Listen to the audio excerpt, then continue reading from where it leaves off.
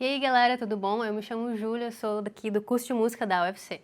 E eu me chamo Pablo, sou do curso de Cinema e Audiovisual da UFC. Bom, como vocês sabem, a gente é do ProSom e aqui nessa aula a gente vai explicar para vocês o que é o som e os principais elementos deles, que a gente vai apresentar hoje, que é o timbre, a frequência e a amplitude. E aí, preparados? Solta a vinheta.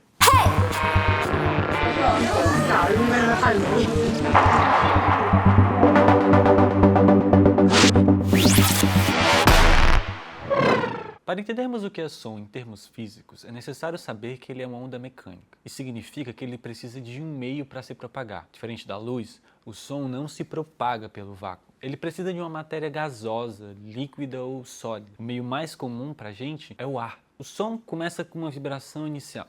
Essa vibração movimenta as partículas do meio e cria zonas de compressão e rarefação, ou seja, zonas onde as partículas estão mais próximas e mais distantes umas das outras. Essas zonas se deslocam pelo ar, formando as ondas sonoras que conhecemos. A frequência indica quantas vezes um ciclo de onda se repete por um determinado período de tempo. O mais comum é o segundo. Isso está ligado ao Hertz, que é a unidade de medida de frequência. Por exemplo, quando eu digo que o som tem 500 Hz, estou dizendo que aquele som se repetiu 500 vezes por segundo. Ou se eu estou dizendo que o som tem 16.000 Hz, eu estou dizendo que aquele som se repetiu 16.000 vezes por segundo. Para o nosso corpo, a frequência está associada à altura do som, pois quanto maior a frequência, mais agudo é o som.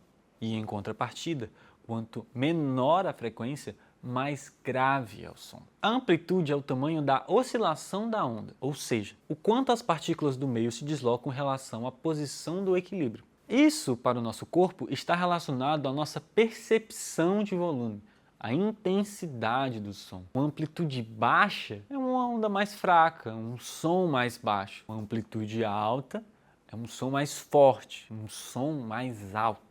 Gente, então vamos falar sobre timbre, certo? O timbre é como se fosse a cor, a qualidade, o caráter particular de um som ou de uma nota musical, certo?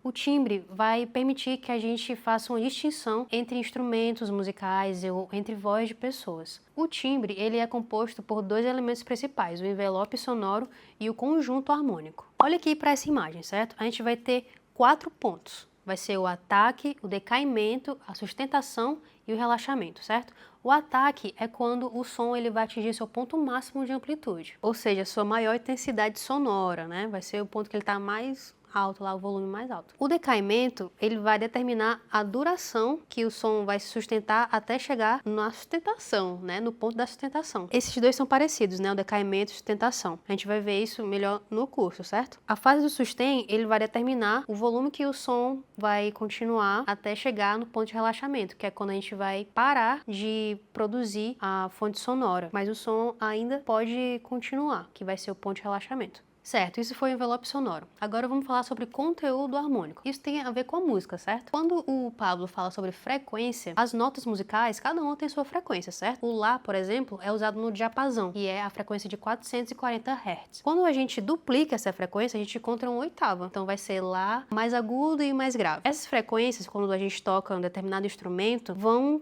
estar como se fosse um sanduíche, certo? A gente pensa que está ouvindo uma nota só, como se fosse Lá, mas na realidade a gente está ouvindo várias outras, que tem a ver com essa relação de amplitude e de frequência, certo? Quando a gente divide essa frequência fundamental em outras frações, a gente vai encontrar a terça, a quinta e a sétima dessa nota. E aí a gente pensa que está ouvindo essas fundamental sozinha, né? Mas na realidade são várias outras frequências. Então, quando a gente toca um instrumento, essas frequências podem estar mais suaves ou mais intensificadas. É isso que distingue um instrumento do outro. Ah, gente, mais uma coisa, a gente precisa falar também de ruído, tá? As notas musicais são aquelas ondas bem bonitinhas, são regulares, tá? Por isso que é agradável ao nosso ouvido.